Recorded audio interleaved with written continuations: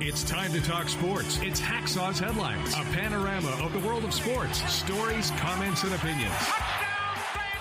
Now, here's iconic sports talk show host Lee Hacksaw Hamilton and co-host John Riley.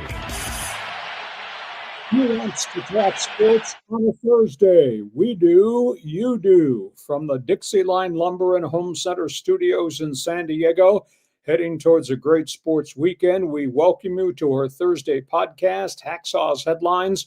Good afternoon, everyone. This is Lee Hacksaw Hamilton, along with my co-host, the venerable John Riley. I'm broadcasting from my cottage in the northern Adirondacks in upstate New York near the Canadian border. John is anchoring from the studios with his opinions from left field back in San Diego. This podcast brought to you by DIXIELINE Lumber and Home Centers, 9 locations to serve you in San Diego. Build it, fix it. We guarantee you will enjoy it in 2025 and 26. Thanks to DIXIELINE. Go to DIXIELINE.com to see all the things that they have to offer to you. Item 1, John Riley, good afternoon. Now we're going to find out who's going to get critiqued for violating the dress code on this podcast. John Riley is garbed out in Philadelphia Philly gear. Can you believe that in Southern California? I am wearing anything to keep me warm because I woke up this morning at my cottage in way upstate New York. It was 27 degrees. You couldn't believe the frost outside. You can't believe how chilly my cottage was. So that's why we're both violating the dress code, but I tend to think the guy from left field in San Diego co-hosting this podcast really deserves a little bit of heat. How you doing? I'm doing well, man. We just talked on Monday and it looked like a summer day and you're over your shoulder. And now it looks like, like you're in Green Bay, Wisconsin or something. It is absolutely amazing.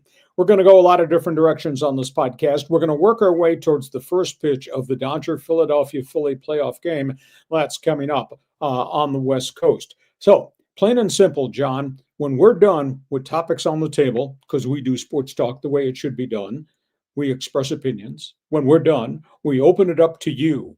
We're looking for first-timers. We're looking for long-timers. We're looking for people, have a take, don't suck. We want you to join us, Fans Forum. John, how does that work?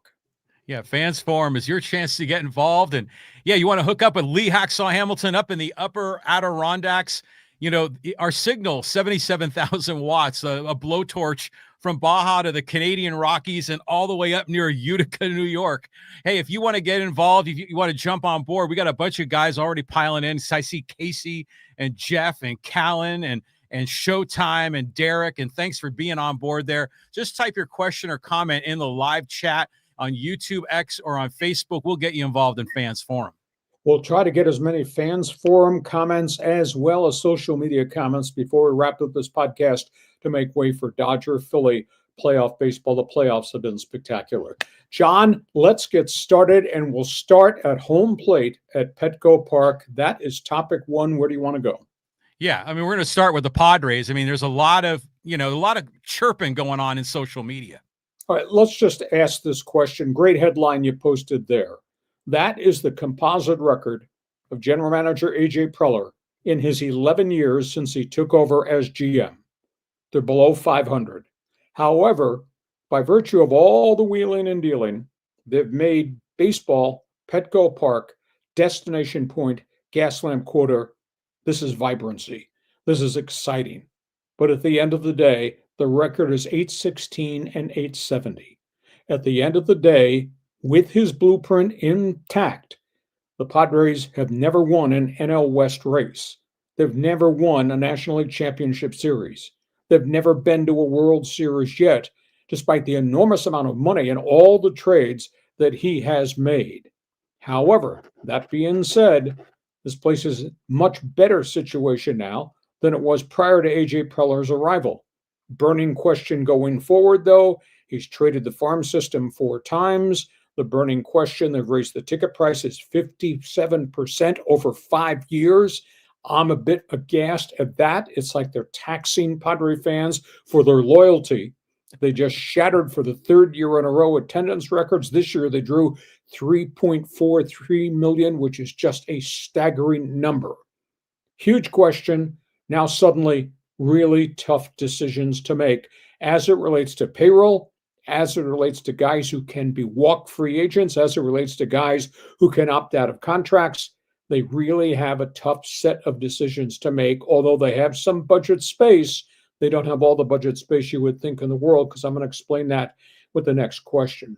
That being said, they're 13-15 in postseason under his reign. And despite a roster full of all-stars and big money guys, they've never won a National League Championship Series. And I'm still waiting my tickets to go cover a World Series game in a franchise run by A.J. Preller. So, John, the question I'm posing for you, dressed the way you are, you can have opinions from left field on this. Do you hold him accountable? Has he done enough to warrant the kind of backing he probably should be getting, because they've made Padre baseball the place to be downtown at Petco Park, Gaslamp Quarter? Or do you hold him to a higher standard because he's done it his way, and we still haven't gotten there? John, where do you stand on this? Well, everybody needs to be held accountable, not just Padres. I mean, everybody in life needs to be held accountable for their decision making. Now, I've got to believe that there's two sort of parallel goals that are being pursued here. On one level is, can the Padres get a World Series championship? On the other level, the secondary goal that exists sort of in a different universe is, can the Padres make money for their shareholders? I've got to believe that A.J. Preller is a big part of how the shareholders are probably enjoying a lot of the profits that are coming from Padre baseball. I would think that the organization would definitely keep him. If I'm in charge, he gets an extension. That's a no-brainer decision, because who are you going to go back to? I mean, this guy is the wheeler dealer that we need. Now, granted, he's made some trades, some signings that we can critique, but it's been overwhelming the number of deals he's done that have been positive results, net positive. So package deal, I say, AJ, man, you deserve another extension. I don't know, 4 or 5 years, something like that. You agree or disagree with me about the constant price hikes on everything wrapped around Petco Park? Do you buy my theory that I'm not sure this is really right? They're taxing the fans for the fans' loyalty, who just continue to pour into Petco Park at record-setting numbers. And then we get to the next question. You know, they have chopped their payroll. They're not going to reduce this payroll again, are they? And how are you going to stay upper echelon if you're cutting payroll further, considering the amount of money that they're printing in the hallways at Petco Park?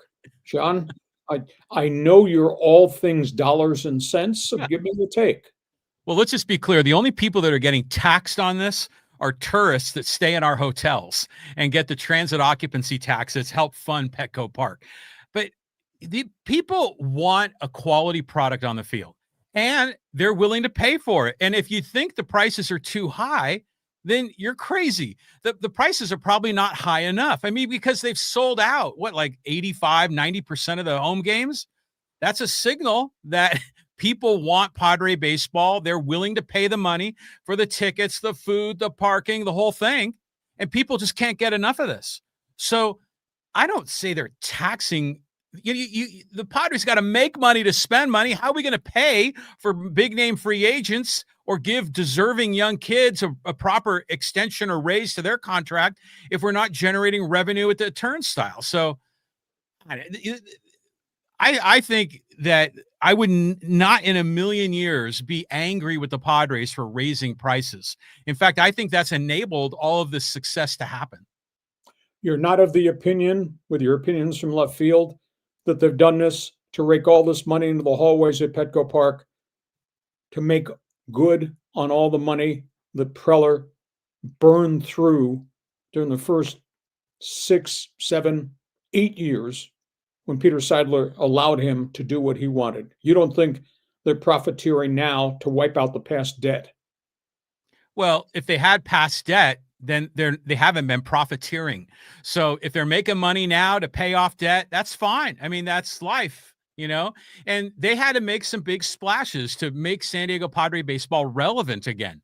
I mean, I'm thankful that they signed Machado and they brought, even the Eric Hosmer signing, we can look back at that and we can obviously, he didn't live up to the value of his contract. People saw that coming, but it was nice to see the Padres kind of getting in the game. that they were a serious operation and were starting to build credibility. So no, I mean, from a financial perspective, if they're making money now, good on them. They have a product that people want. People can't get enough of it. The fans are happy. The owners are happy. That's a win-win. That's all good. It's all good. Hacksaw says, give Preller a contract extension, and don't you dare cut the budget. What does Life of Riley in left field say? Well, I mean, they do have certain limitations because of the salary cap and that way that whole game is played. And I know owners don't want to go over the salary cap because they don't want to have to get stuck with, those penalties. So my hunch is the Padres are probably going to spend as much as they can to stay under the salary cap. And they're just going to have to find a way to make it work. And then if they get into, a playoff chase and they think they've got a shot, then maybe the owners are willing to kind of go above the salary cap at the trade deadline. I see something like that happening. I mean, wouldn't it be great if the Padres were able to sign someone like Ohtani and have all of his money deferred for like 10 years? I mean, we can't get that. So, they're going to spend up to the cap. That's what I would expect. Okay. The correct phraseology is luxury tax, not salary cap. Okay. That's item one. Padre fans who have been pouring in to this podcast all baseball season long with opinions, your fans forum chat box is open.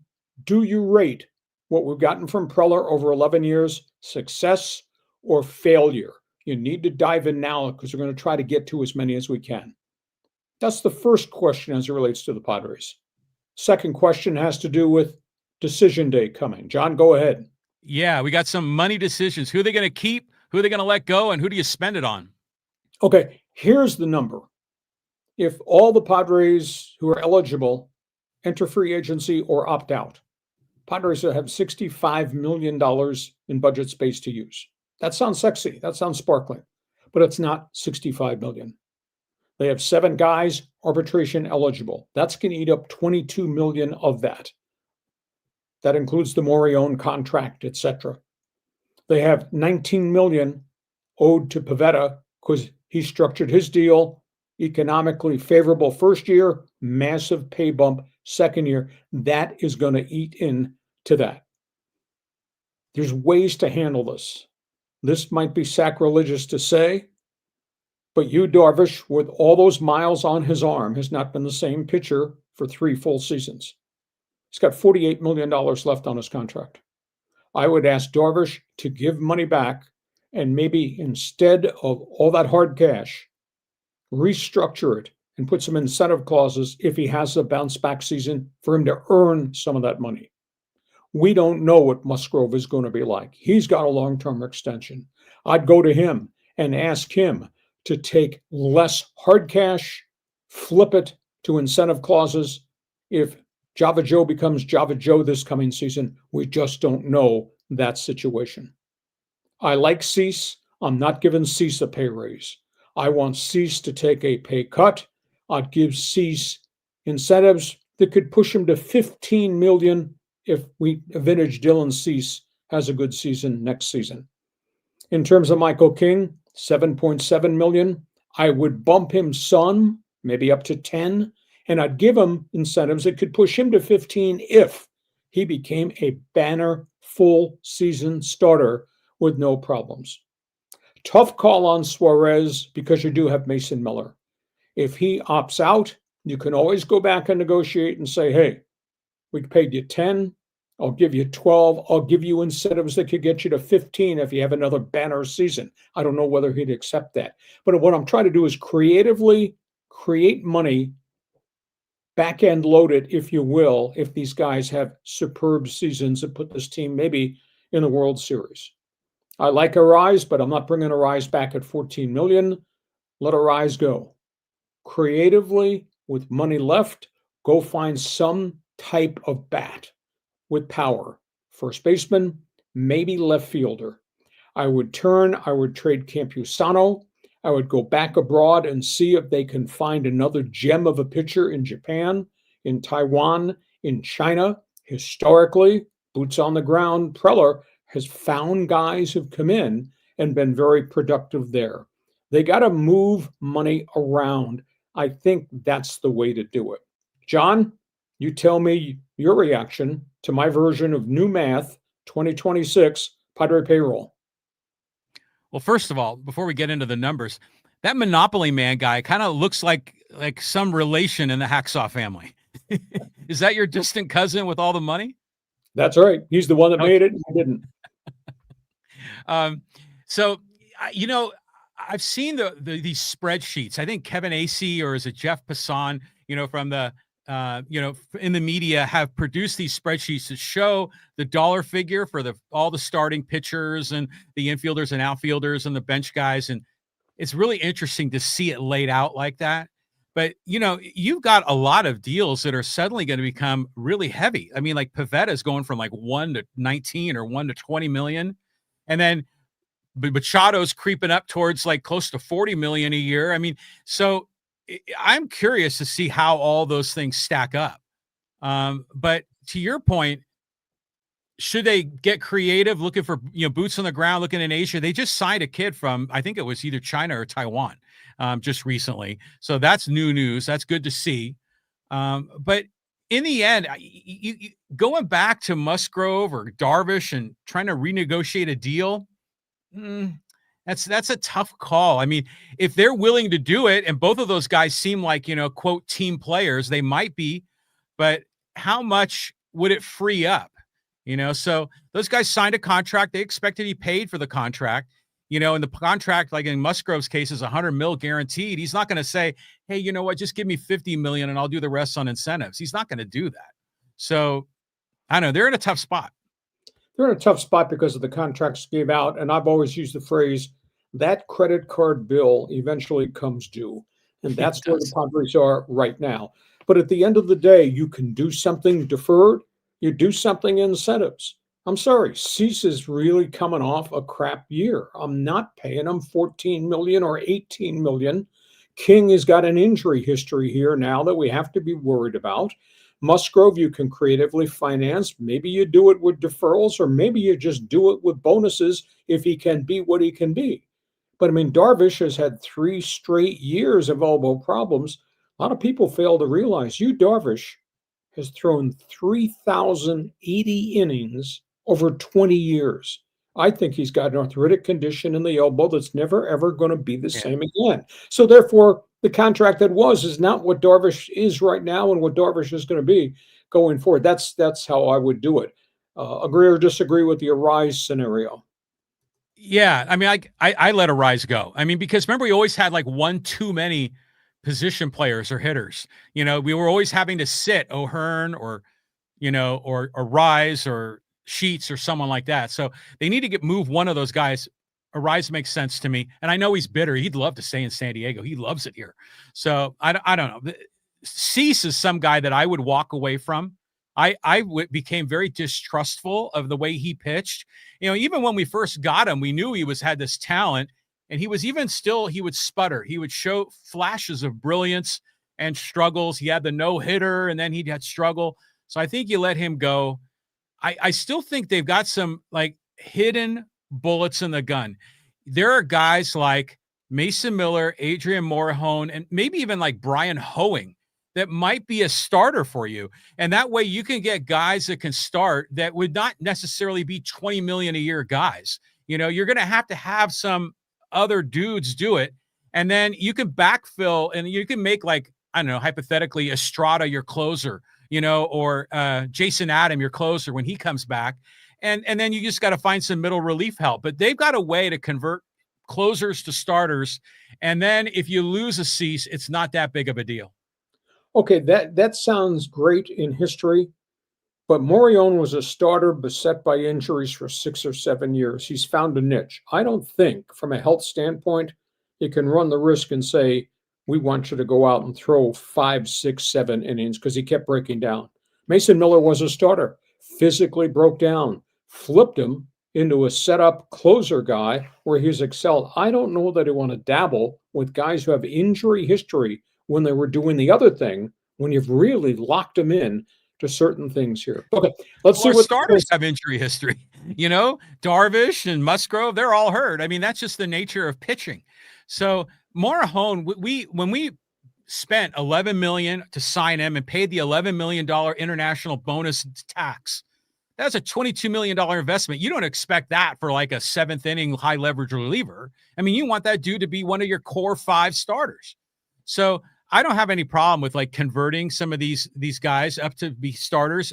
Obviously, Ruben Niebla is going to know what's best. The players are going to know how their body is going to react. Morahone may have come to grips with the fact that, yeah, I'm a reliever. I'm never going to be able to be a starter, but they should explore those opportunities because from a general manager perspective, there's not enough money to make the whole roster fit, and you're going to have to get creative. And I think that's the Padres need to be creative. You just can't keep going to the bank and signing big name guys, you know, every time there's a free agent. You've got to develop your guys and you got to bring them through the organization.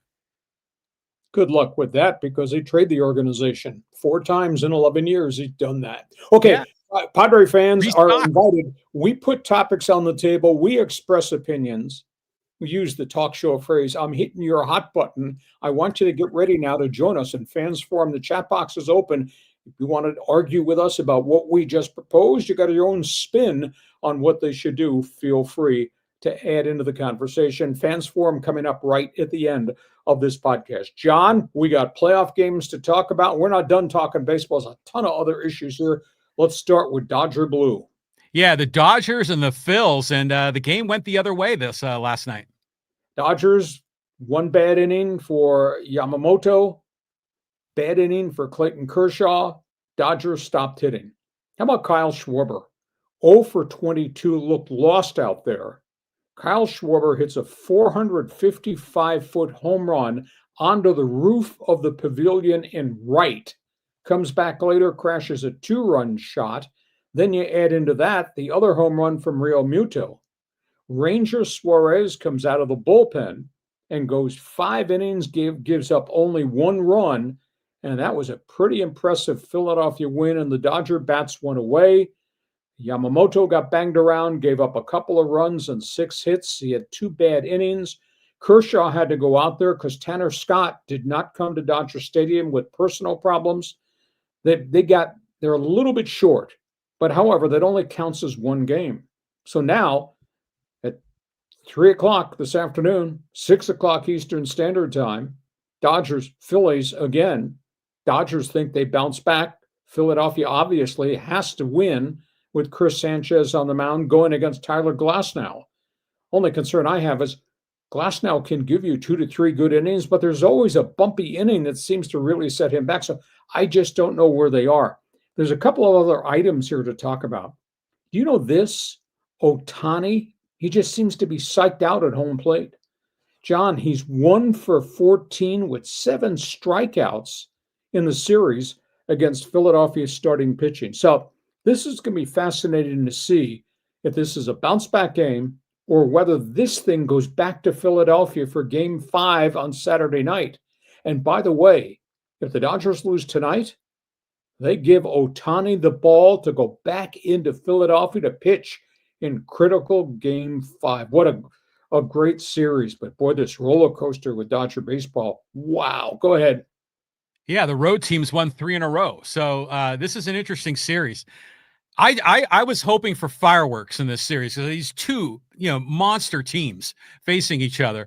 And I was kind of disappointed that the Dodgers rolled the Phillies 2 in Philadelphia because I thought this would be over, 3 and done, but it's not. And yeah, that bomb that Schwarber hit was great. How about Clayton Kershaw? What the hell happened to Clayton Kershaw? We always are all these accolades. He's great, first ballot Hall of Famer. And the dude, you were getting on Manny Machado's case about his postseason success. Kershaw doesn't have much of a leg to stand on there.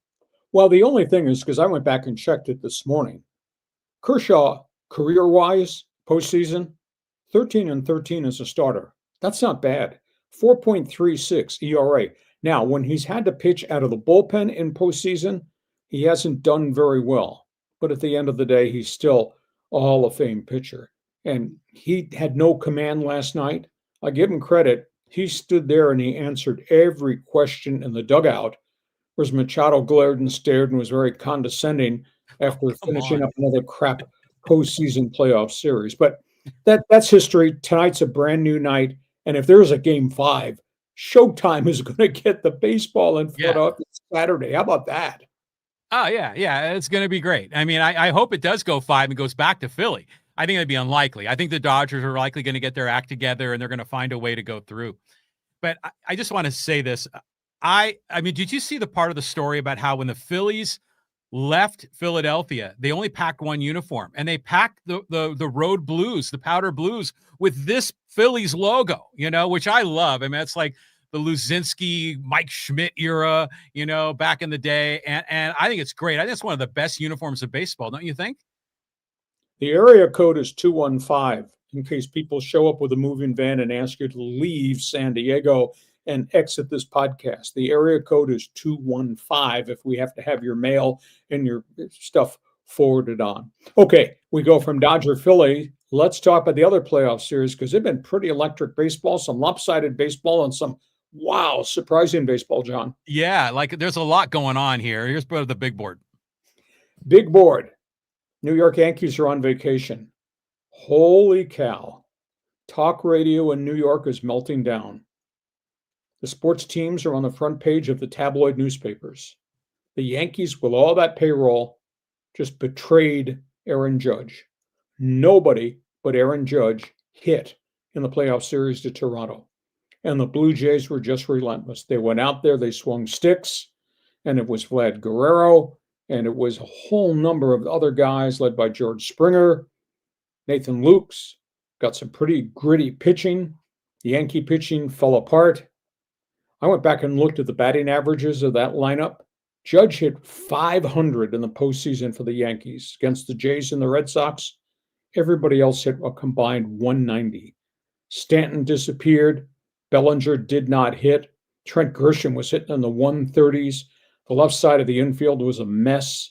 And the New York pitching staff was just in disarray. Aaron Boone has taken so much heat. So Yankee season is over. Toronto just moving on. Seattle, Detroit. This is a kind of a screwball series. Now it's best of 5 on Friday night, game 5. Winner goes on, loser goes home. I keep wondering, where are all the Seattle bats at this point? Because we've not seen hardly anything from Naylor. I'm looking for Suarez to come up with back-to-back good games. Julio Rodriguez is kind of MIA the last month of the season and now into postseason. They're just not hitting. And their bullpen has kind of fallen apart in Seattle. Now they do have good starting pitching. And here's a weird angle to a story. Detroit's young guys, the Riley Greens, the Colton Keiths of the world, they've been hitting home runs, not consistently. Detroit today terminated both their hitting coaches, told them they're not coming back next season. And they're in the middle of the playoffs getting ready for game 5 of the series. My heart says there's no way that Seattle should lose at home, but Seattle's already lost at home to the Detroit Tigers. So game 5 is on Friday. And you got Milwaukee and the Chicago Cubs. I just don't think that the Cubs have anywhere near enough starting pitching. And they're going to give the ball to Matt Boyd again. And he's really tailed off since the middle of the season. Imanaga's not the same guy. Outside of Jameson Talia, nobody's doing anything on the mound for the Cubs. And Kyle Tucker coming back from the calf injury, he's just not hitting in the games he's played since he came off the disabled list. And Peter Crow Armstrong, he's not hitting for average. He does still has power, but I think the Cubs are in trouble. And, Milwaukee is Milwaukee, and I think Milwaukee's going to find a way to win this series. So, John, what'd you think of the demise of the Yankees, the screwball Seattle series, and Milwaukee must be the real deal? Yeah, I think Milwaukee is the real deal. I'm happy for those guys, but the best part of that Yankees-Blue Jays series, especially last night in the Yankee Stadium, is just looking at Yankee fans in the stands and just in sheer misery. And then all the celebs that are out there, and they're just living and breathing on every emotional moment. And it's a lot of fun. It just reminds me of a lot of previous Yankees playoffs that never really went their way. But the Blue Jays definitely deserve this. I'm happy for them.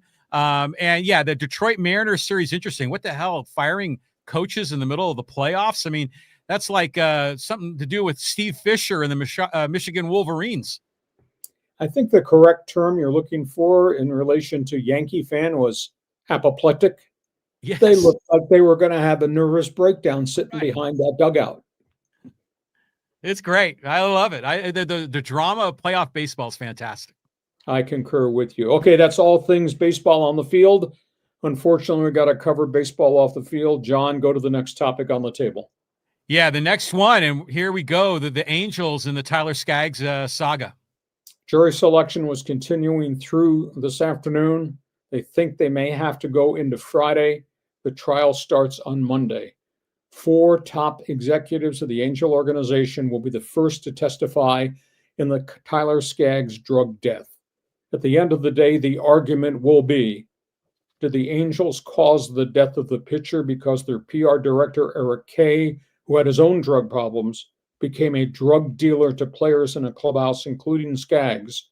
Or did Skaggs, a self-admitted addict, kill himself because he brought a drug problem with him from the Arizona Diamondbacks and it escalated when he got access to additional different types of opioids from the public relations director?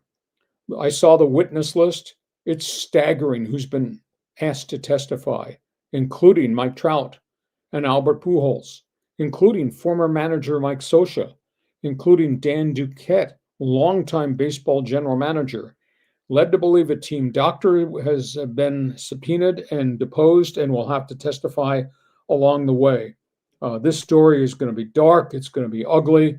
At the end of the day, the burning question, and I'll pose this to Angel fans, do you blame Skaggs for his own death because of who he was and the fact he lied and he continued to do it when there was help out there through the Players Association? Do the Angels bear responsibility because that employee of theirs was the one who was dealing drugs, even though he had his own personal drug problem? The Angels tried to help Eric Kay through. This is deep. This is dark. This is a terribly sad moment in the history of Angel baseball. John, you're at the podium. Give me your opinion. You know, I was just thinking as you're going through all that, if this has happened in baseball with any other player or even in any other sport, and I'm trying to think of similar cases of an active player that died of an overdose, and I'm thinking of Len Bias. What other examples are there? I don't think there are that I can think of just off the top of my head. Bias died before he ever got to the NBA. He died of a cocaine overdose after the Boston Celtics had drafted him. He died between the time he was drafted and training camp opened. I mean, obviously, there have been other players who have done drugs and had a bad outcome, but we've never had this type of litigation. And the Skaggs family is suing Artie Moreno and the Angels for $789 million. Monday and Tuesday are just going to be horrendous. 4 top executives in the organization who the family says knew, had to know, or did nothing about it are going to testify, starting with the team president, John Carpino, and a number of other people. Waiting to see if Eric Kay is going to testify. He, of course, is serving 22 years in prison. He is on that witness list, too, about what he knew, how he was treated, etc., why he did what he did. The dimensions of the story are deep and really, really sad. Yeah, I mean, I don't know what to say on this anymore, and we've been talking about it as it's been leading up to the trial. It is sad. It just seems like you remember that old cartoon of the Flintstones with Pebble and Bam Bam, and they had the guy Bad Luck Schleprock that would walk around town. He always had a cloud over his head. That's the Angels franchise. Yeah. I mean, you know, there's just so many like bad luck things that happen to the Angels. And it's one thing to be bad luck, you know, like us Padre fans where they always seem to lose, but this is bad luck where people die. And I just kind of wonder if Artie Moreno thinks that, you know, did he curse the franchise? I mean, it's almost beyond reason. It's almost like voodoo that's going on there. Well, the human tragedy about Angel baseball goes way before Artie Moreno bought the club. Goes back to the Autry era. Goes back to the shooting death of Lyman Bostock, the tragic death of Minnie Rojas, the terrible, more recent death of the #1 draft pick pitcher Nick Adenhart, who was killed by a drunk driver, to where we are with Tyler Skaggs. Donnie Moore suicide, exactly. So listen, you're an Angel fan. Fans Forum chat box is open. Got an opinion? Where do you stand? If you were in the juror's box, I mean, based on the information we have provided on this podcast, which is pretty deep, Is it on Skaggs because he was an addict and lied about it and kept doing it? Or is it on the Angels for not controlling their employee, terminating their employee? So we'll see how this goes. We go from all things baseball, John. Big weekend. NFL football just around the corner. Yeah, the NFL is around the corner, and let's bring up that big board. We got all kinds of content here for you. Let's start about the Chargers. Chargers go cross country to Miami. I don't know if I'd say this is an ambush and waiting, because on paper, you look at the rosters of these two teams, there's no way the Chargers should lose. But they lost to the 0-4 New York Giants. But they got beat by a battered Washington Commanders team. But Justin Herbert's taking a tremendous hammering. But their offensive line's an absolute mess, and got so many other issues. Here are the numbers on Justin Herbert.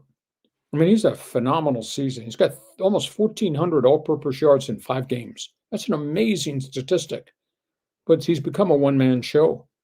8 touchdowns, 4 picks. Justin Herbert has taken 16 sacks already this season in 5 games, 55 hits in 5 games. They can't protect him. Both of his offensive tackles are now on injured reserve with major injuries. His big money right guard, coming off a concussion, now has a broken hand, talking about Mickey Becton. They have lost both their top 2 running backs now. Amani Hampton has gone on IR with a severe ankle sprain, already without Najee Harris with a ruptured Achilles tendon. On top of that, 3 linebackers are on injured reserve. They can't stop the run at defensive tackle, and they just gave up on one other starting safety, Elohi Gilman. He and a 5th-round pick were traded to the Baltimore Ravens for a pass-rushing defensive end linebacker who's got no quarterback sacks. So they've got so many problems. They don't have a quarterback problem. They got problems everywhere around this quarterback in terms of protection. Now, they go to Miami. Miami's got Tua. There is no Tyreek Hill. Life after Tyreek has been bumpy. Now, Tua missed practice this week with a hand injury and a hip injury, but they say he's going to play. Huge question. Running backs can't stay on the field. Bigger question. How about this disparity? Miami is averaging only 278 yards per game on offense. You would think with Tua, that number would be much higher, but they can't protect him, etc. And their defense is giving up 376. What a staggering disparity of what they do when they have the ball and what they can't do when the other guy has got the ball. Chargers should walk in and rip these guys, but look what's happened to the Chargers the last 2 weeks. The word I'm going to use, John, is crisis. Chargers are in a real crisis right now just because of all the injuries up front. On paper, I thought spectacular roster to start the season, and they've had injuries that have chipped away, almost on a week-by-week basis. Your thoughts? Well, I remember they started the season 3-0. We're like, hey, the Chargers are in first place. Like, holy moly. I mean, we couldn't believe it in that tough division. And then all of a sudden, everything just went to hell. I mean, I was just reading today that they're demoting the starting center, Bozeman. He's going to sit. I mean, there's more shuffling of the deck of the line. Yeah, they don't have anybody in the offensive line now outside of Zion Johnson, and he's having a miserable season at left guard. And this was supposed to be the forte. They had 3 number 1 draft picks in the offensive front. Convinced me that they're going to be really good, and they're all hurt. One of them's not playing very well, and the other one, the veteran center Bozeman, has now been demoted because he's played so poorly. He played poorly last year. He was the lowest rated offensive center, and they brought him back and gave him the job again. Yeah. Chargers are in big trouble. So if you're an NFL fan, feel free to get involved. Get on the Fans Forum chat box. Give us your opinion on the Chargers. This is not Justin Herbert's fault. He's paying the price, though, for everything that's fallen apart around him. Hey, Lee, when you look at those logos, Chargers, Dolphins, you ever get any good memories from that? Well, playoff games. Chargers won that playoff game in Miami in the Dan Fouts era. I was not here for that, but that was the game they won in all the heat and humidity, and then turned around and played in the Freezer Bowl the next weekend in Cincinnati, where their playoff hopes, Super Bowl hopes, died. So that's one. The other one is the year the Chargers went to the Super Bowl. They beat Miami in the mud at San Diego's Jack Murphy Stadium to go to Pittsburgh. They won the AFC Championship game. I'll never, ever forget that game. So, yeah, Bolts, Dolphins. But by the way, it's not our team anymore, but we're still continuing to cover it. So yeah, there is a lot of Charger fish history for sure. For sure. Okay, we go from that. We got some interesting quarterback battles on that Sunday schedule that you want to talk about. Go ahead. Yeah, we do. I mean, we got a ton of content up here on this board. Let's get it up here for you, Lee, and boom, here we go. Big games. Seattle goes to Jacksonville. This is pretty impressive. Seahawks are 4-1. Is that more impressive than the Jaguars being 4-1? What a job Liam Cohen has done in Seattle. Now, I don't know if they're living on borrowed time or they're doing it with smoke and mirrors. Trevor Lawrence is playing pretty respectable football in terms of not turning the ball over. Sam Darnold is just lighting it up in Seattle in terms of yardage downfield. Sam Darnold's got a quarterback rating of 106. So this is a tough game. The Seahawks travel more than anybody just based on where SeaTac Airport is. And I mean, their road trips to the East Coast are just vicious and forever. So we'll see if Sam Darnold and these guys, that defense is playing pretty well. I think they got 7 pass interceptions. We'll see if they go into Jacksonville and slow down this Jaguars team. Second game is the 49ers, Tampa Bay. Mac Jones has now had 3 really big-time games in a row, and he's going to start again. How the hell Seattle's doing this with all the injuries? And Christian McCaffrey is not running up massive numbers. This is pretty much Mac Jones' journeyman quarterback's accomplishments. They go play Baker Mayfield, and Mayfield right now is starting to flash some signs that, hey, consider me for NFL MVP. I think Mayfield's got 8 touchdown passes, only 1 interceptions. Buccaneers are playing really good defense. So this is going to be a great game. Mac Jones versus Baker. Detroit, Kansas City. Holy cow. You're just looking at the storyline here with the Lions. Jared Goff is having a phenomenal season. They're averaging like 403 yards per game on offense. Mahomes is doing a lot of good things, but they are still struggling. You know, if Kansas City loses on Sunday, they're going to be 2-4. Man, that's a big hole to have to dig out if you think you're still an elite team in the AFC West. So you got two red-hot quarterbacks, but the Chiefs just at this point don't seem to have enough around Patrick Mahomes. The other football stories there, Dallas Cowboys. Now, he flashed an obscene sign at the New York Jets fans last weekend after Dak Prescott threw his 4th touchdown in the game.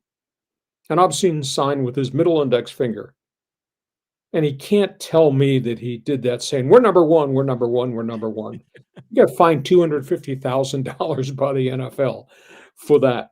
Meanwhile, in Arizona, the Arizona Cardinals fined their coach, Jonathan Gannon, $100,000 for racing up the sidelines and physically assaulting one of his rookie running backs who was showboating after a 72-yard touchdown run and dropped the ball at the 1-yard line going in for what should have been the game-winning touchdown. Turned out to be a devastating touchback and an Arizona Cardinal loss last weekend. Gannon lost his mind on the sidelines. And because of the physical confrontation and what he said in the postgame press conference, his own club docked him $100,000. Gannon's got all kinds of injury problems on a team, and now he's got Kyler Murray's gotten hurt. Meanwhile, in Cincinnati, you need to explain this one to me. John, you're the smartest guy on this podcast, right? Yeah. Oh, you're admitting it now. You have to show me your driver's license. The smartest guy, right? Okay. I want to see your GPA on your driver's license. Here's a story. Cincinnati, desperate for quarterbacking because Jake Browning had thrown 8 interceptions since replacing Joe Burrow.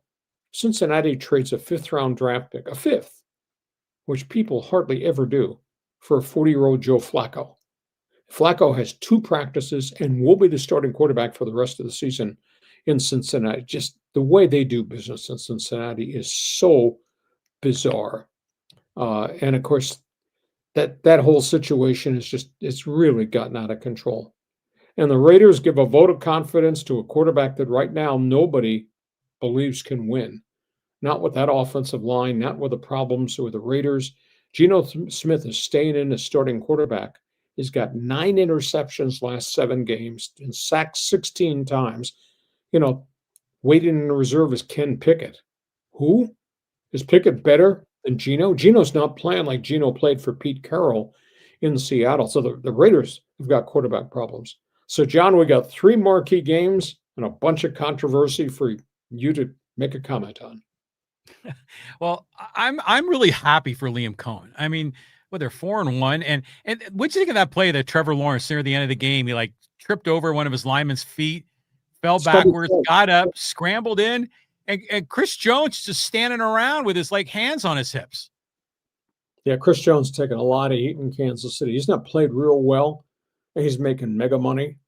I mean, you're not going balls to the wall on a goal line play to win you the game. I mean, it's really absurd. I don't know what's going on in Chris Jones' mind. Andy Reid never criticizes his players, but boy, the fans and the media are really after Chris Jones. Can you imagine being a Bengals fan and seeing all the junk on the field and the contract disputes? And now Burrow gets hurt again. He's had 5 major injuries in his career. And have Mike Brown trade a 5th-round draft pick for a 40-year-old quarterback who turns the ball over. Can you believe what's going on in Cincinnati? Yeah, Joe Flacco to the rescue. One of my buddies, he grew up in Cincinnati. He always refers to them as the Bungles, and they made 2 Super Bowls. I mean, they've had moments, but Joe Burrow, man, he's just getting screwed there. You just feel bad for the guy, And by the way, that Cardinal team, that's weak sauce, man. That is an example of an organization that is weak. I mean, that guy that showboated and fumbled the ball before going in the end zone. He should have had a coach get in his face. And I'm happy that the Arizona coach, got in his face to say this is unacceptable. And sometimes these guys need a little, if they need a bump or something, I don't have a problem with that. I mean, I'm surprised Cardinal organization, Cardinal fan puts up with this losing attitude. I think it's ridiculous. And what do you think about Geno Smith, Pete Carroll, and the Raider Nation? I mean, I don't know anybody, myself included, that thought they'd be 1-4. No, we had hope for this organization. We had hope that, you got a quarterback that, Geno Smith is not a Hall of Famer, but he's going to be a solid dude. He should maybe make this a 10-7 team, maybe an 11-6 team. You got Ashton Genty, who has all the promise in the world. They added some receivers, and they had the great tight ends. And you're thinking, hey, maybe something's cooking, got a good coach, and nothing's working. So I don't know. You got to give Pete Carroll more time here. I mean, he needs some offensive linemen. I mean, frankly, half the NFL is desperate for offensive line. Well, their problems have just exploded because Colton Miller, their best offensive lineman, has got a fractured left ankle. Both their tight ends are hurt. Neither one's practicing. They're not going to play again. Defensively, they're just not stopping anybody. Max Crosby can't do this whole thing by himself defensively. So it's just a really fragmented football team. Okay, we get to halftime. You got opinions on any of the topics on the table? That Fans Forum chat box is open. You need to fill it up. Now, we're going to be here till the top of the hour. We'll get this done before we go to first pitch, Dodger baseball against the Phillies. Podcast brought to you by Dixieline Lumber and Home Centers. 9 locations to serve you in San Diego. They have been in business for more than 100 years. John, these are your people. We both did business at Dixieline. We're both pleased. What impresses you most about who these guys are, what they do? Roll that video if you can, too. Let's Roll that video. Okay, yeah, let's just check out some of these cabinets and these before and after pictures. The kitchen, the quality of kitchen products that are available from Dixieline is fantastic. You want to redo your kitchen, the countertops, the cabinets, your backsplash, you want to get all that cooking. Dixieline will help you. They'll even help you kind of, sort of map it out. They'll give you the drawings and then they'll get you all the supplies you need to make it happen. You can get your own contractor to do the work, but Dixieline will be kind of your point man, your quarterback to make that project a success. So, kitchen remodel, bathroom remodel, doors and windows. That's a big thing for Dixieline. Outdoor decking, building materials, lumber, Dixieline Lumber's got it all, Lee. Dixieline. Go to Dixieline.com. See all the things that they can offer to you. We're at halftime. This podcast brought to you by Dixieline Lumber.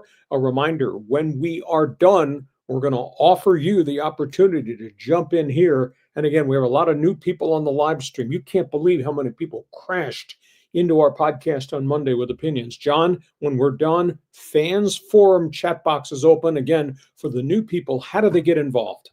Yeah, and we're looking for new people. We got a lot of dudes are in the chat right now, but like some guys have like 8 different, comments and questions. I'm trying to cherry pick the best while Hacksaw's going through his headlines. But I see Ballpark Petzel and Mike and Angel and Lucky and Roger and who else is in there? Tomas. And I mean, there's a bunch of other dudes that I mentioned even earlier. They're all on board. They all have questions for you, Lee, about a lot of Padre Dodger commentary, a lot of Charger commentary in Fans Forum. Drop your take in the live chat in YouTube, X, or Facebook. We'll get you involved. Okay, just a reminder, when we're done, Fans Forum is coming up. And again, we're going to try to get to as many as we can, working on a bit of a tight schedule. And you also have to decide who violated the dress code on this podcast today.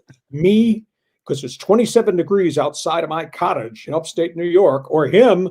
I don't know why he's wearing Philadelphia old school colors. You feel free to have an opinion there, because I always take shots at the host too, but that's okay. Okay, John, let's move on to the second half. We're going from pro football. Interesting storylines, college football, far away. Yeah, college football and, the aftermath of all the news and notes at SC and UCLA. Let's start with Southern Cal. Trojans are playing really good football. Trojans got a chance to make a statement in the Big Ten. They're home, LA Coliseum. Guess who comes to town?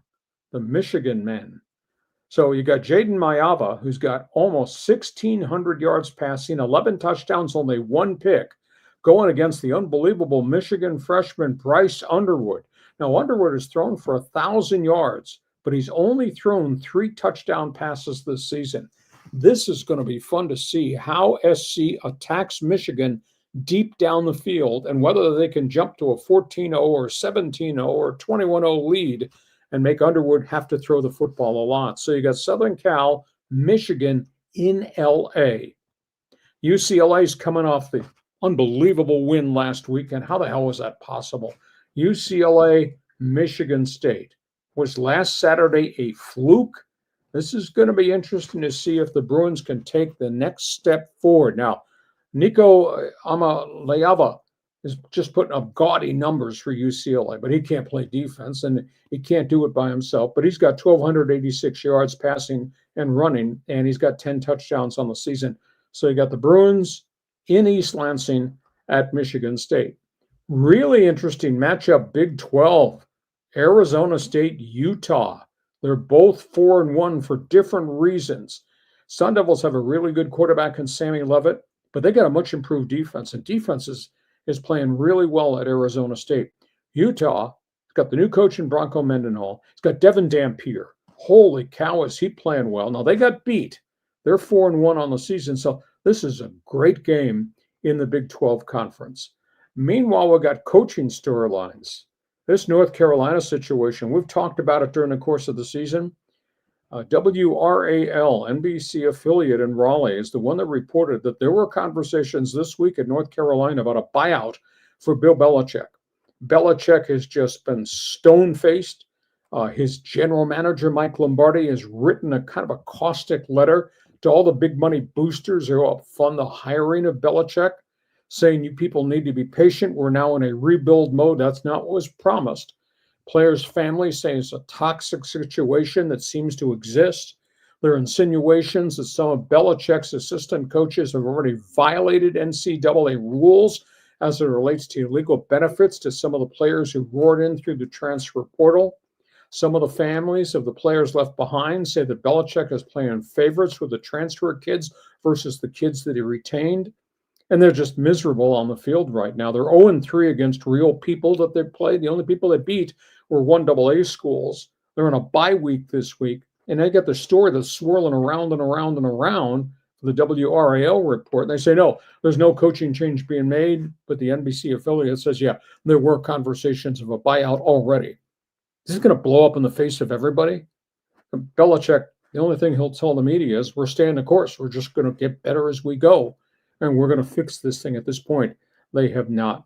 Meanwhile, at Colorado, Deion Sanders underwent emergency surgery on his leg for blood clots that have now returned. Now, remember, when he was at Jackson State, he had multiple surgeries and actually the amputation of a couple of toes along the way. He says he's not going to give up as head coach. Now, the Buffs are 2-4, and they're not playing really well at all. But NFL players who are good friends with Sanders think he needs to step aside to take care of his health and appoint an interim head coach. He says no. Sanders says he will be on the sidelines this weekend. Meanwhile, interesting story. Remember Andrew Luck, legendary Colts quarterback who retired early because of injuries? He went to Stanford to become their general manager, kind of take over the troubled football program, and brought longtime NFL coach Frank Reich as the head coach. And they're competitive, but they don't have enough athletes. Andrew Luck's been on a fundraising tour. He got a former Stanford player from the 1960s to donate $50 million on Wednesday of this week in NIL money to help fund the rebirth of Stanford football. It's absolutely amazing.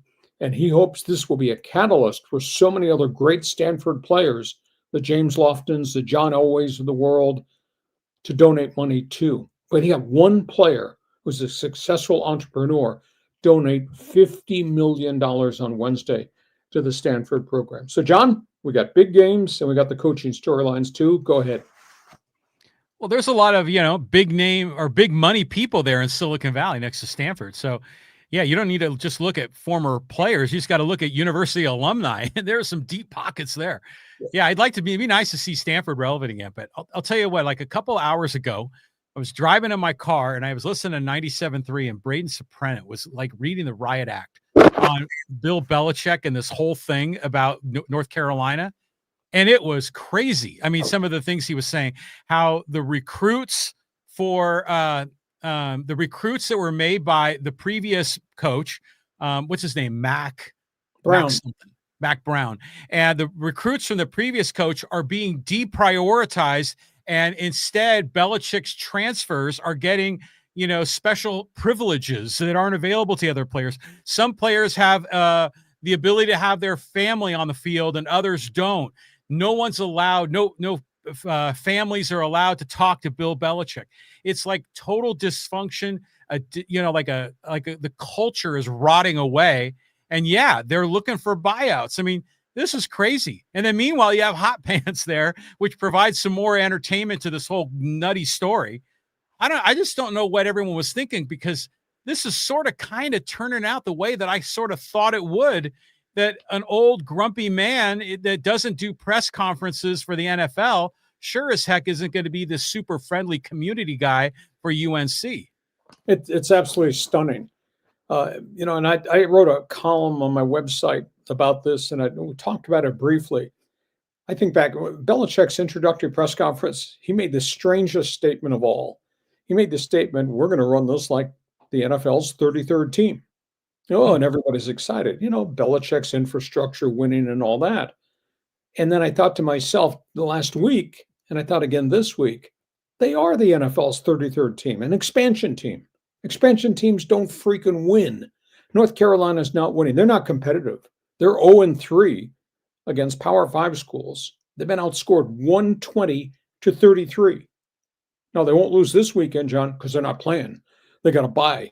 But it's like everybody in the ACC has turned on them, and they got the teeth of the schedule ahead. They got kicked by Clemson, and Clemson has been faltering this season. So this is an amazing story that's just not going very well. And you just don't flip a switch. You don't just bring people in and say they had 10 weeks to prepare them in a system that's very different. These kids are coming from all over the place. It's messy. What's your take on Coach Prime and his health?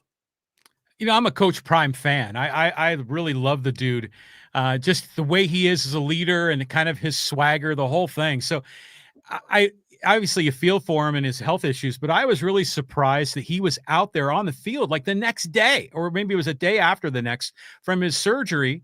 And he's out there on the field with his team, with his assistant coaches.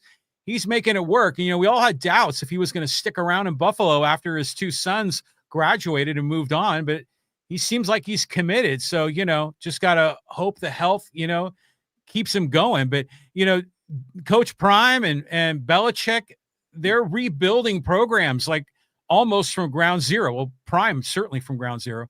But with North Carolina, I mean, when was the last time their football program's been relevant? I mean, you just always think of them as a basketball school. Yeah, but Mac Brown's been a pretty good head coach for a long period of time. So we'll see where this goes. There's so many distractions now with Chapel Hill Bill and the Babe. I mean, can you imagine? In New England, there were never distractions. He wouldn't allow it. He can't control these distractions. Well, she is the ultimate shiny object, right? Oh, you think?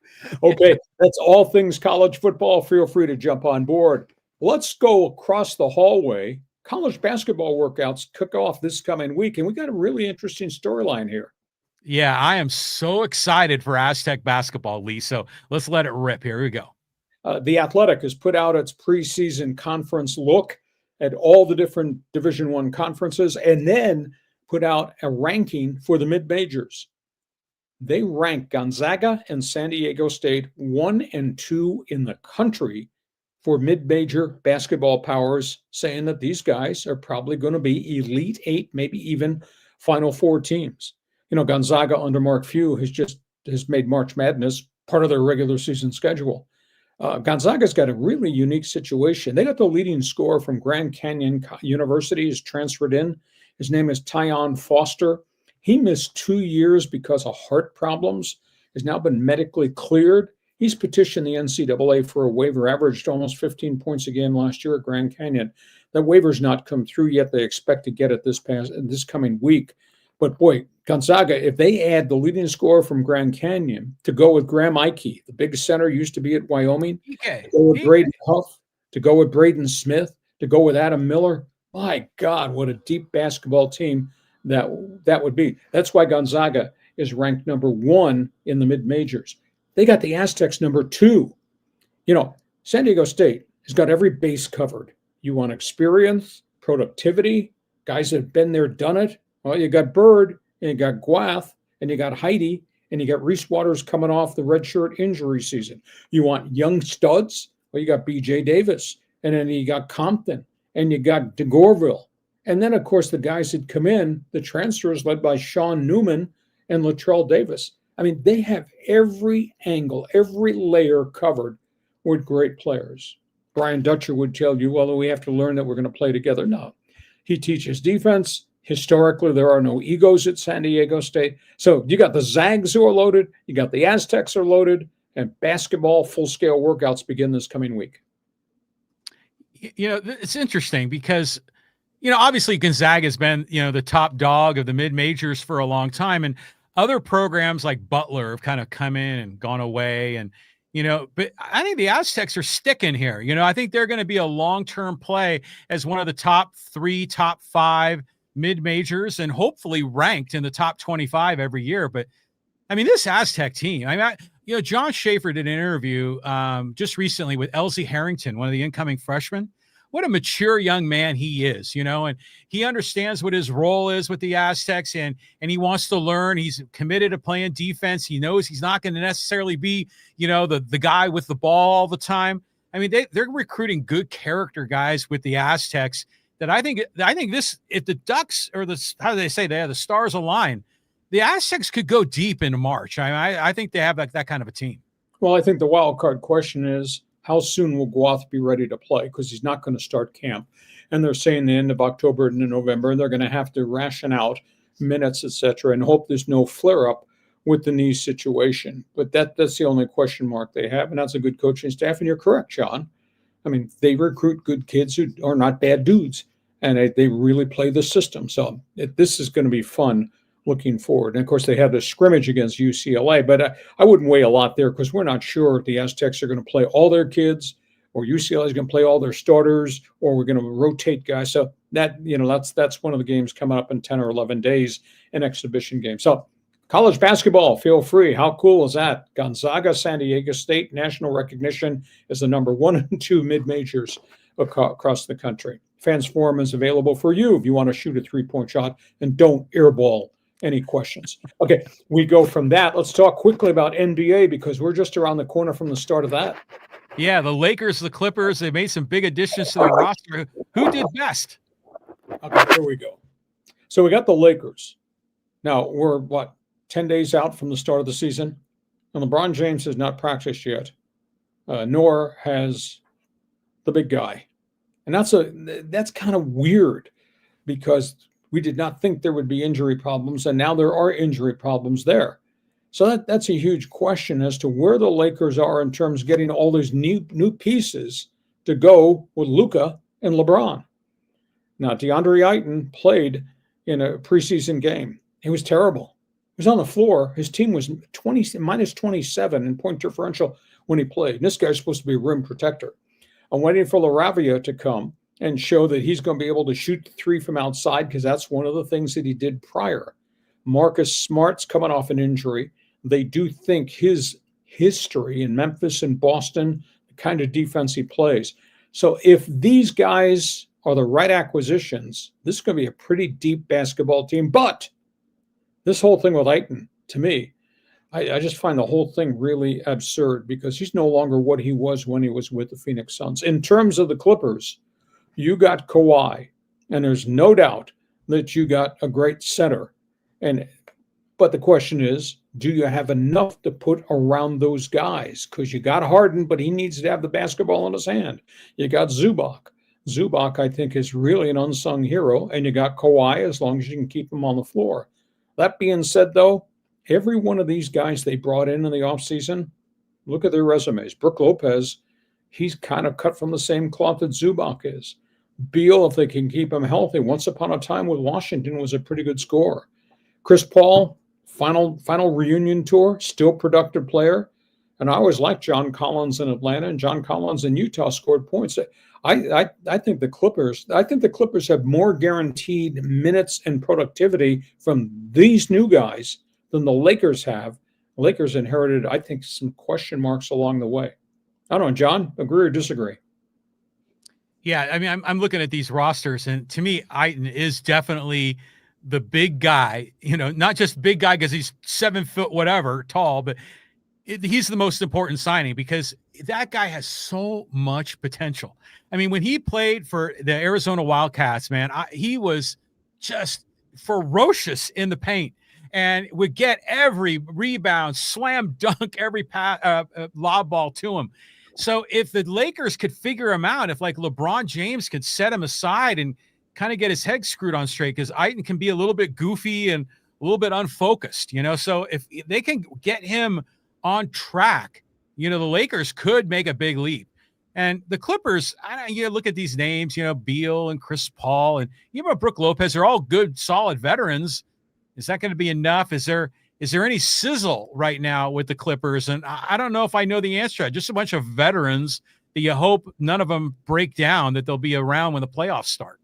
I think one of the biggest concerns is, man, there's a lot of age on that roster. That might well be the oldest roster in the NBA. So we got NBA season kicks off about a week and a half from now.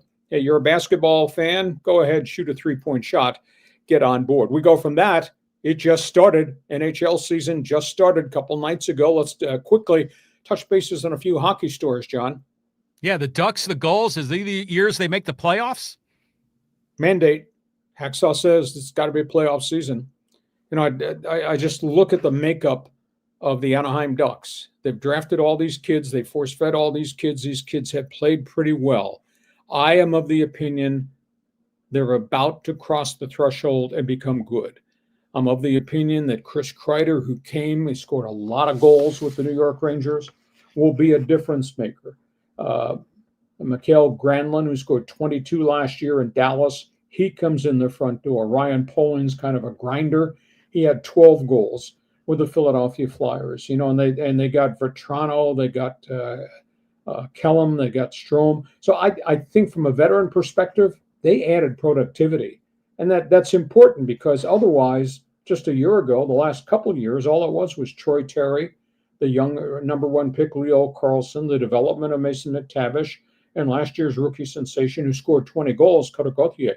So I think the Ducks are right at the threshold of being a playoff team. Like their defense, pretty young, led by the big money defenseman they just signed, Jackson Lacombe, and former San Diego Gull, Olin Zellweger. I think collectively that's a pretty good team. And Luka Dostal, who was down here with the Gulls for a couple of years, he became a star. That's why they traded John Gibson. So I like every aspect of what I've seen with the Ducks. It's just now time to make it come together, cross the threshold, and become a playoff team. In terms of the Gulls, they've really gone through a bad stretch of time because the Ducks took all the young draft picks and put them in the NHL well before they were ready. But boy, I look at the Gulls as they sit here now. They open on Friday night in Coachella Valley and then come home a week from now. The Gulls have got 4 veteran AHL forwards. Guys have been in the league for 5 years, 8 years, etc. These are proven commodity guys. Justin Bailey, Ryan Carpenter, Matt Phillips, who came from Colorado, Cal Barker. That's 54 goals from veteran proven guys in the American League. Then they've got, at this point, I've got 4 young forwards led by the Russian Igor Sedorov, Pastyeva, Mysak, Caulfield. They got 81 goals from those kids last year. So now you got 4 veterans plus the kids scoring goals. I think their defense is really solid. They got a player from Scandinavia by the name of Stian Solberg, who did not make the big club. He's here. I don't know how long he's going to be here, but you got Solberg and Noah Warren, Tristan Lunau, Hines, and their goaltending right now, I think is superb. They just got Detroit Red Wing goalie Ville Husso, who's played in the American League and has won a lot of games and has obviously played in the NHL. He's going to be one of their starting goaltenders here with Kelly Klang. So I think the Gulls are going to be so different. Now, the question is, do the Ducks leave all these guys here? Will the Ducks start calling people up? But at least coming out of the AHL gate, I think they got so many young athletes who've got a year under their belt who proved they could play here. And now you're adding even more. This kid from Scandinavia, Stian Solberg, this defenseman, he's going to be in the NHL quick, but he's starting here. So that's the headline. That headline is true. Ducks, Gulls, equal playoffs. That's what I'm expecting. Go ahead, you're John. Okay. All right. I mean, yeah, it's great. Hockey season starting. You know, I want to ask you, like, you're talking about let's talk about the Gulls specifically, because all their young talent was brought up to the Ducks, and you said they have 4 veterans, but what are the ages of that Gulls roster? I'd imagine they'd have like some guys that are right around 20 years old, and then probably some that are maybe in their mid to late 20s. Is that about right? Well, the veterans that I mentioned at the top of the list, the Ryan Carpenters, the Justin Baileys of the world, those guys are 27, 28. They are AHL lifers. They get called to the NHL if there's been a major injury. But these guys are proven commodities here, and they're willing to play here. It's an intangible about leadership that I think is of great value. So they've really got every layer covered, and all the young guys that they've got, the Sedorovs and Pastyevs, those guys are 20 and 21 who cut their teeth last year and now supported by more veterans with a year's experience under their young belt. And then you add into it what they're bringing in. The kid from Scandinavia, I think, is a fine player. So they seem to have every layer covered. We'll see if the Ducks leave these kids here, but at this point, they'll be competitive, I think, right out of the gate because they got vested veterans, and now they got another breed of pretty good young players. Nice. Hey, any updates on the Kings? Kings lost their first game, came back and won their second game. And their season has started early. They're 1-1 out of the gate, but that's an older team. Has to win right now. Has to find a way to get around the Edmonton Oilers because they've lost to them 4 straight years in the postseason. So it has to happen now for them to go deep in the Stanley Cup playoffs because the Kempes, the Kopitars, the Drew Doughties of the world, that's an awful lot of age that's on that roster. And they've been so good, so close, but they haven't been able to win in the first round of playoffs. That has to change now.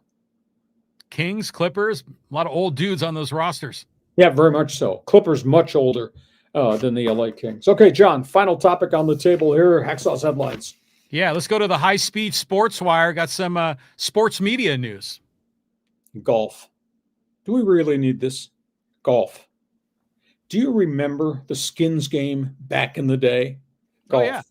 Do you remember at one point there was a very special weekend show that, and now this goes back to the 60s and 70s. Anyhow, they're bringing back the skins game. Amazon Prime Video is going to stage in November their own skins game.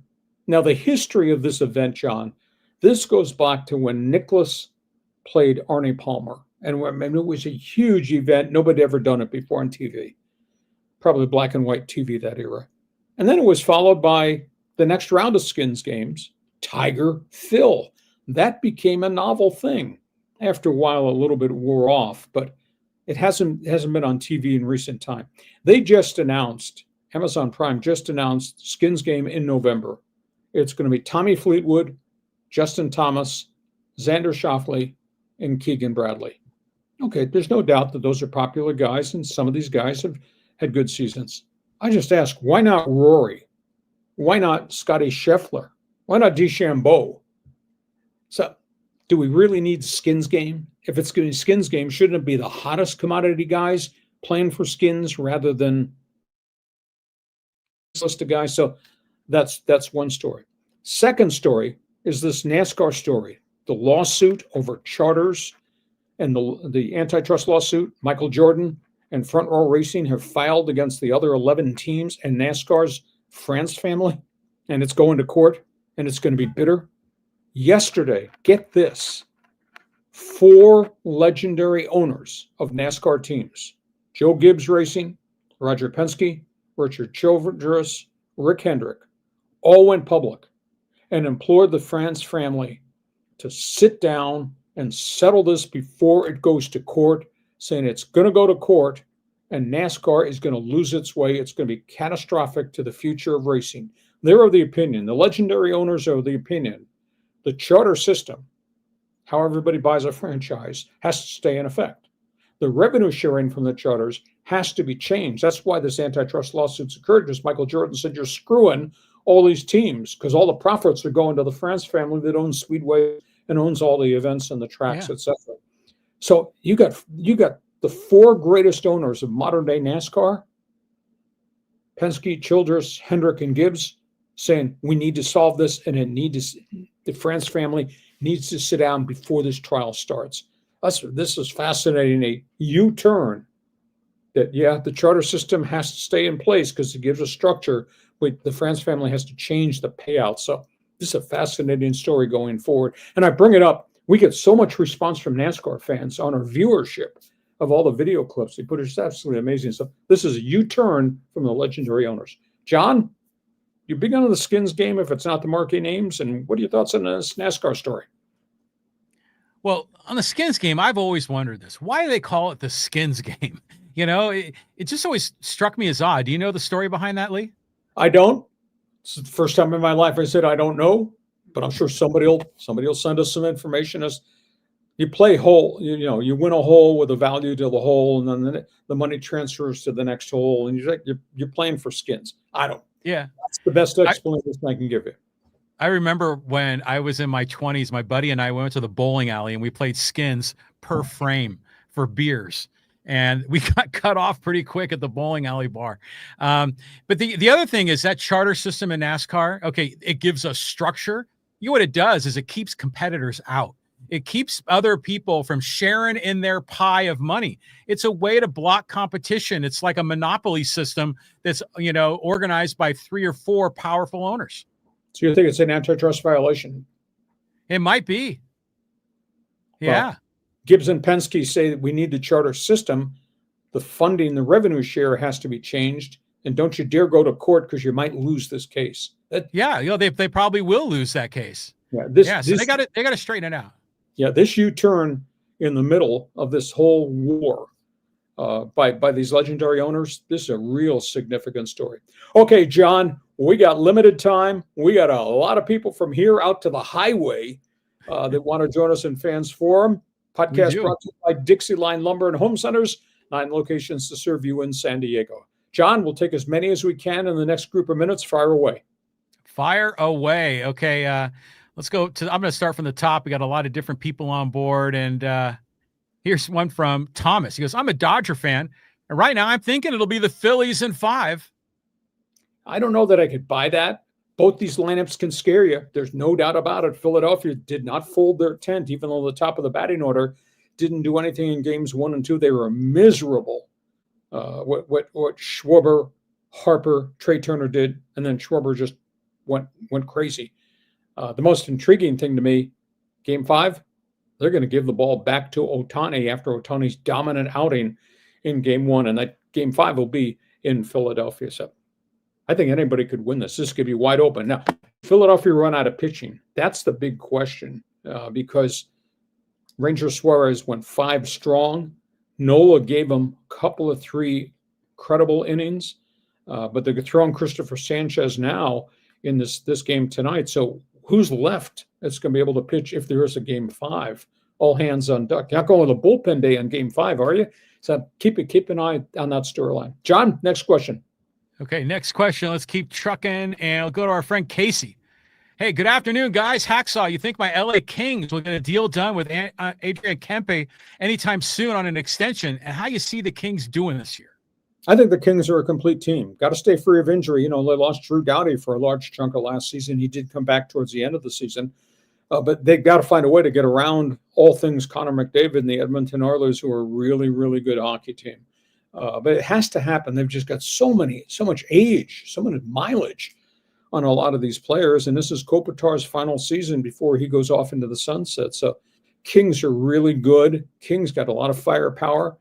Kevin Fiala has eventually, it took him a while, has really evolved into a very trustworthy goal scorer. But they got to stay free of injury. But if anybody's going to topple Edmonton, it's probably I think the Kings have probably got more firepower than anybody. I think Kings have more firepower than Winnipeg. Vancouver is no longer what Vancouver was. Dallas is scary, but Dallas has lost some players too there, and they got some injury situations. So Kings are right there. All right, John, next one. Next one, keep rolling. Let's go here to Scott. Machado's no leader, and neither is Tatis. This is like a common theme, by the way. Until someone steps up in that role, it will never happen.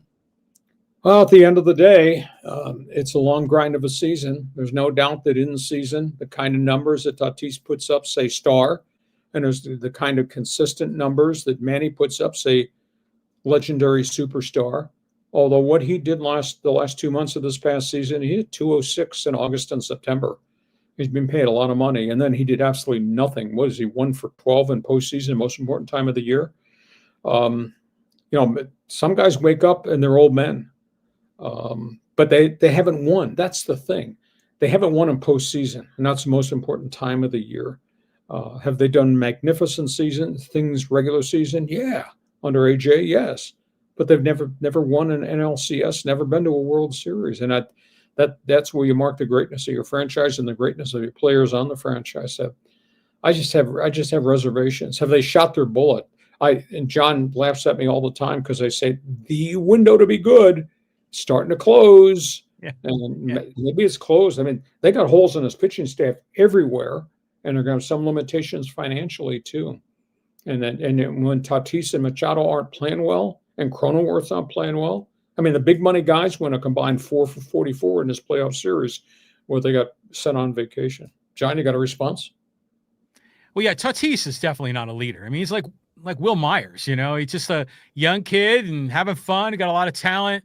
Machado's a leader, but in a different way. You know, he's not a cheerleader by any means, but he's like the tough guy leader, you know, but like we've been saying, you need more than that, you know, and honestly, you really want the leadership from Schilt. I mean, ultimately, that's where I've kind of liked some of the things I've seen from him, but you would hope that, you know, we talked about how the Dodgers usually sign character guys for the most part.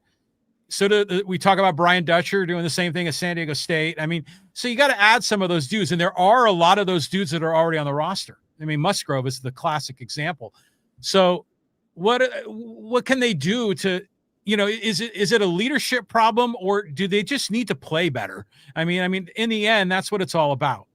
So yeah, it's a confusing time for Padre fans. Tell you what, November going to the winter baseball meetings, December, they're going to have to add, and they have to move money around. They have to figure out a way financially to make this happen. Okay, John, let's move on. Okay. And here goes Robert. He goes, John, you're a Padres, Dodgers, Giants fan, now a Phillies fan? Hacksaw would say back in the mighty 690 extra 690 days, you're like a flag. You're waving the other way. Hey, Robert, he stunned me because he's always given me heat for what I wear on this podcast. Now, I have an explanation today because it's 27 degrees outside my cottage in upstate New York, and I came to work, but came to work prepared for cold weather. But yeah, John's a flag waver. He just kind of Comes and goes, comes in, but that's okay. He's done a great job on this podcast.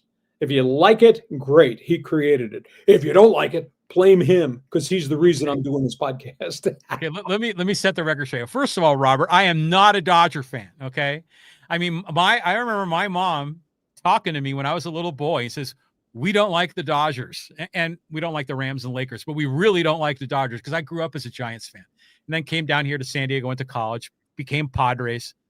But I'm wearing this Phillies hat. Obviously, I'm poking Dodger fans with this Philly hat, and I think it's fun.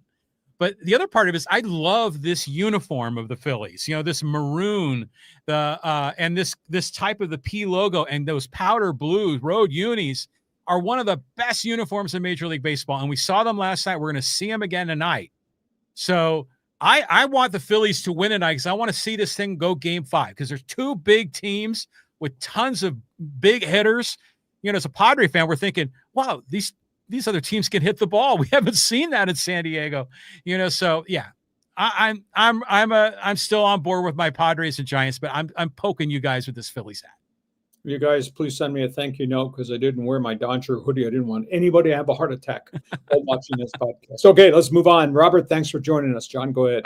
Okay, let's go to John. He goes, AJ was the bright spot in 2015 when it was a dark time for San Diego sports fans. The Chargers had their foot out the door. The Padres have been stuck in back-to-back-to-back losing seasons. But AJ brought players and headlines to San Diego. Has the talent worked out?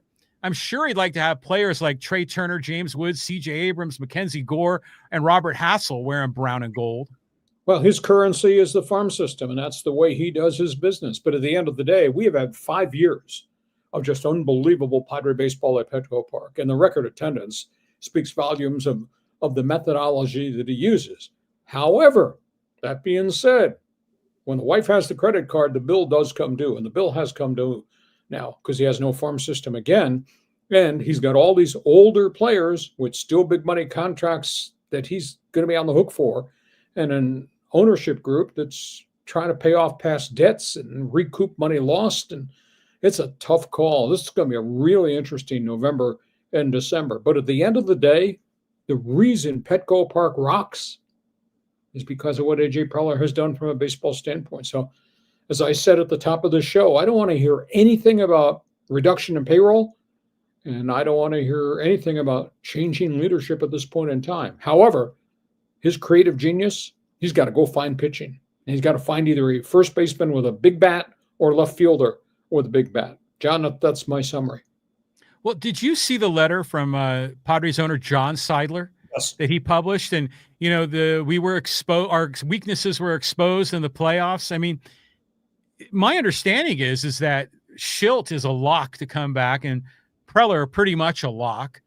So they're going to be making changes to the roster, but I don't think there's any risk that AJ Preller is going to be let go. I don't think so at this point in time. But they're going to have to move dollars around, and there are going to be some guys probably have to exit. But then AJ has always had guys exit, or he's let guys leave or traded them away. So it's going to be really fascinating. John, listen, we were up against it. We promised everybody we'd make room for Dodger-Phillies playoff baseball, which is just around the corner. Just a reminder, this podcast will be back on the air Monday at 1:30. I'll be back in town at the Castle to try to help him dress better. And we hope you will be with us too. Tell all your friends about what we do Mondays and Thursdays at 1:30. This podcast brought to you by DIXIELINE Lumber and Home Centers. Fabulous people, 9 locations to serve you in San Diego.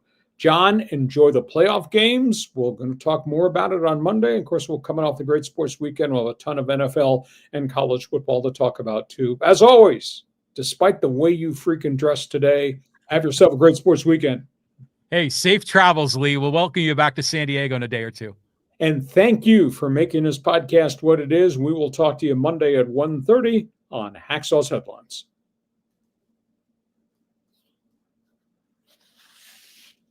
Join us again for Hacksaw's Headlines on YouTube, Facebook, and Twitter. And find the audio version on your favorite podcast apps. For more content, go to LeeHacksawHamilton.com.